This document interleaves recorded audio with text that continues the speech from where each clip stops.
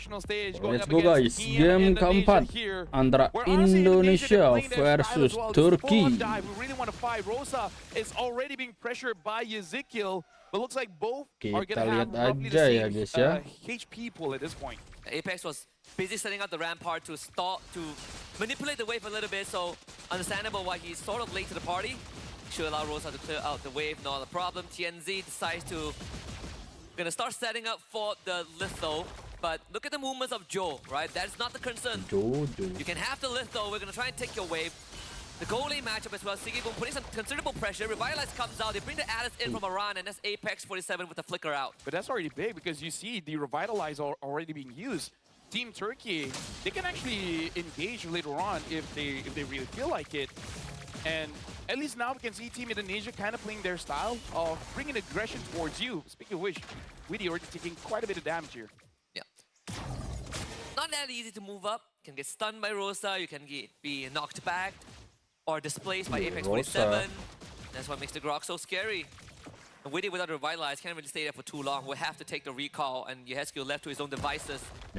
Recall even got cancelled by Apex 47. Diganggu gitu bang ya. Honestly, quite a lot of trade here coming in from the mid. Many of the times we see Ezekiel getting poked out by Rosa, and this is why we've been shouting for the Farsa for quite a while, because we know this is his comfort. He's brought this hero ever since M4. Now it's M7, it's like 3 years now. 3 years. Still good. Still good across the board. The hero, of course, but Rosa. we did talk about signatures and wanted to see some flair, and there it is. Indonesia catching 2 members of Turkiye in the bottom lane, trying to proxy the wave. It's a 4v2, so that overextension will give Joe a double kill. Unsure what was the idea there. Maybe they just wanted to proxy the wave, but I feel like really not all that necessary. Force out the flicker from Kabuki, but this is a free turtle for Team Indonesia. But Team Turkey, they've been suffering this goal deficit for 4 games now. They should be accustomed to it by now. Yeah, accustomed to a killing spree for Joe 2.5 minutes in. Not really sure if that's something you want to get used to. Hey, shut down goal. That's the strat. Give him enough so that when you do kill him, you get something back. Can we both agree that that proxy was unnecessary? It was unnecessary. It was unnecessary. Maybe they think it's okay because it's up against an Alice, so it's not that punishable. But considering that the turtle is there, the majority of the rotation will be towards that area. So even if you finish the proxy and you run away, you're gonna get caught anyway. And your Grog isn't even there. And that probably is the biggest thing. And he is not gonna be there again. Actually, good juggling. Rosa shares the burden. Oh, good stuff. See? You're right. Shutdown goal. Right? Fattening up the cattle for a bit. You know, give them some food so that you get your investment. Right? The ROI is important here, Husky. Yes. So you feed Joe, and then you take it back. Yes. Exactly. So now Iran taking just a bit of damage coming in from Lunar. Ooh, set langsung tumbang bro. AOG basically into his own death gets caught. And now Siggyboom has the Sky Piercer, gonna be more productive around with his team. Around as well as Lunar, just staying in lane here. It's the first item Sky Piercer for Siggyboom. Witty probably wanted to catch him with the AOG because he doesn't have Flicker, but he Rondo out. Again, I say good attempt, but I guess it's a breath of fresh air, right? Turkey playing their style, but they also wanted to get scrappy. And how crazy it is that having a Grok enables you to do these kind of things. Dude, I love the Grok, man. And even though you're a mid laner, I know you love using the Grok too. Yeah, I'm a mid laner, but when I get roam, Grok all the way. It's such a fun hero. Really love the revamp. Shout out to whoever came up with this idea. Lunar now having the War Axe should enable the entire team of Turkey to fight around the turtle. They should. Because if they're able to feed more stacks into Siggyboom with that Sky Piercer, then Turkey can really control the map. Speaking about control, Lunar takes the purple buff away Aran. with the double sword, and now commits the bravest fighter. Raging slash onto Aran. Joe doesn't see an angle to get a kill onto Luna. They come in with a traction pulse. Better airstrike as a response from Rosa. Puts the kill from TNZ on the turtle, but they do take the AOG. Tectonic stuff from Apex 47 as TNZ takes out Aran. Finds a taunt on the Yehescu. Joe, can he get an angle back in? TNZ down low. No collection for Indonesia, and Turkey are fighting back. Look at how comfortable they are playing this tanky jungler. They stay in the fight for a while. they didn't get taken down, except for Lunar. But Lunar already did his job. He got the buff. He created a distraction for them to get onto the turtle. Actually deal quite a lot of damage. Now Rosa as well as Apex 47 might be overextended here, considering Apex 47 does not have the tectonic charge. If it did, hey, maybe they could have gotten killed there. But it should be fine, right? They can't really threaten him, and they're also pathing to a Siggy Boom. Rosa doing a fantastic job in just making sure that Siggy Boom stays safe. Glowing wand in hand, Apex 47 basically cutting off the important, path for transit, and actually deals with the traction pulse very well with the immunity too. Yep. Even though Apex 47 takes a bit of damage, but it really isn't that big of a deal just yet.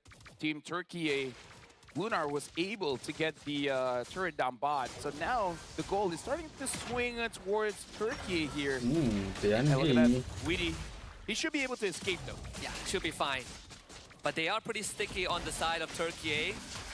Gonna try and save that AOG. Widdy knocked up again. This time Ethan appraisals Rafi is gone. Lunar now joins the fight, forcing his skill to reposition. Siggy Boom on the Iran. He has his front line with him, but doesn't have the resource for the Death Sonata.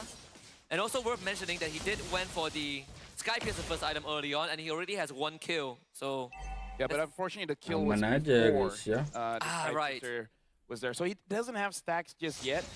And that one was on Weedy. He had time to get away. And also kind of on his team. They could have backed them up just a little bit better. But let bygones be bygones. This time, Turkiye changing up the draft a bit, going back to what they are more comfortable with. They have the lead, 1,400 here. And you might get what you want, Husky. We might go all 5 games. Yeah, 5 good games. Sanzzzzz again sticking onto Iran. Widdy can't even AOG away. Cancel a few times, and thankfully Turkiye didn't have the damage yet to take him out. But still, this is the first time in this whole best of 5 that Turkiye has a gold lead in the first 8 minutes of the game. And I like the conversion. Lunar really doesn't care too much about that all expenditure because he has low cooldown on that. And the crazy thing is, they have a lead, and if the game goes long, they're still in the lead because this composition actually scales up. The Farsa as well as the Granger. When you have enough burst damage, it doesn't matter how much damage Ezekiel can do on the Kimi. If he dies first, no damage. Yeah, and it's very hard to chew through TNZ's health bar if your Hesku isn't in the fight. Your Hesku is the main damage dealer. They really need to stay alive. Joe, can he navigate? Rosa. Wajir Rosa. What was that? He has the Gila Bunda Rosa, guys. of Saurus to be able to see that prediction. And now TNZ gets to do what he wants, takes the purple buff away. Turkiye, they're in the middle. Gila, feelingnya gitu, mantap banget dia. Can he navigate this? He needs to Nggak mati. chase him down. Nggak mungkin. With the collection, Widdy follows up with a good AOG. Needs to get out, gets blocked by the ramparts. Siggy Boom. And Widdy trade lives. Gila Bunda Rosa ya guys ya, dikejar. Rosa doesn't have enough resource for now unless Apex can block a run. Oh, iconic charge! And Rosa is a mega kill. Turkiye are on the board. Gila, udah chemistry-nya itu loh. But this is how Team Turkiye Ngeri plays. banget guys. And honestly, watching the previous play coming in from Rosa, this is why we were so upset. He does not get the Chemistry-nya Farsa. itu loh. It makes no sense when he's this good. Yeah. He does not use it. We even brought up that we have seen and heard tales of Rosa TNZ, getting a 1v1 TNZ. against a Hayabusa, and look at how that was executed. 4-0-3 on the Farsa. Total control over the game. Luna can do whatever he wants. Kabuki gets jumped on, eats everything under the sun. And he is gone. I can feel some vengeance there coming in from Team Turkiye. They really don't like Kabuki there. TNZ even using the Praise's Wrath. You know deep inside he's like, I don't need to use it, but I don't have to save it. What is your team gonna do? Yeah. And this is the first Lord for Turkiye in quite a long time. Look at TNZ. He doesn't know Aran was there, and now he does. And they cannot do anything against him. TNZ is taking 0 damage. Aran, not the same though. The Throne of Ruin was used. TNZ still keeps on going. The Appraisal's Wrath, here it comes. Buset, iya Aran, The first time, but itu the dia second loh. time it goes through. Siggy Boom with the collection. And all the while, beautiful coming in from Rosa as well as Apex 47. essentially seeing the rotation coming in from Joe. Joe tried to go in the flank. Apex for 7 was inside the bush. Tectonic charge to stop Joe from actually getting onto Rosa. Rosa stunning him up as well, preventing Joe to be a part of the fight. Indonesia now being down in farm as well as kills. And now 10 minutes in, Team Turkiye are dropping down the holy defense, and the Lord is still marching up top. Almost a 7K goal lead for Turkiye. The last bastion of the outer line defenses fought for Indonesia. 10 kills to 5. The last holy defense will also pop. So Turkiye have basically gotten the recipe to success. Traction pulse on to 2, but only Apex needs to follow up, and it's fine. Luna ready with the bravest fighter. We've seen this trick before.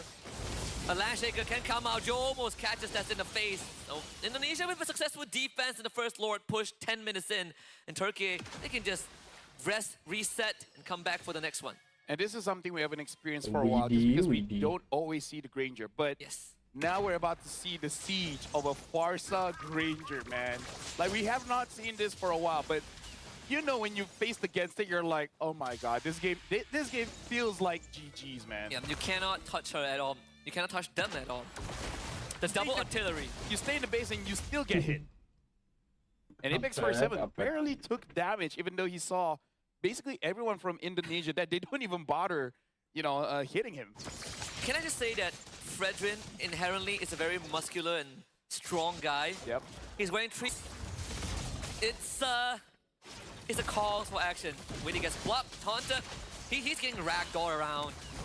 Better air to come in and Widdy. They really want him. Another taunt back. Sikat. Alamak, satu hit.